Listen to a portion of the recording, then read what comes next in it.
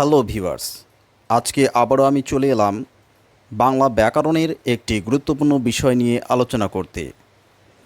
আজ আমরা আলোচনা করব ধ্বনি পরিবর্তনের একটি অন্যতম ধারা ধ্বনি বিপর্যয় নিয়ে।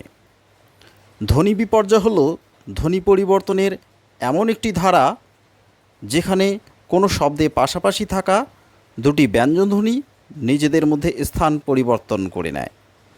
উদাহরণস্বরূপ আমরা বলতে পারি, যেমন অনেক সময় বাক্স শব্দটিকে আমরা উচ্চারণ করে থাকি বাস্ক হিসেবে। এক্ষেত্রে দেখো তোমরা, বাক্স কয়শ পরে যখন আমরা বাস্কতে উচ্চারণ করছি তখন শটা আগে চলে আসছে এবং কটা পরে চলে যাচ্ছে।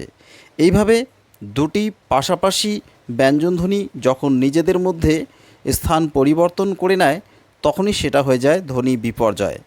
আশা করি আপনারা সকলেই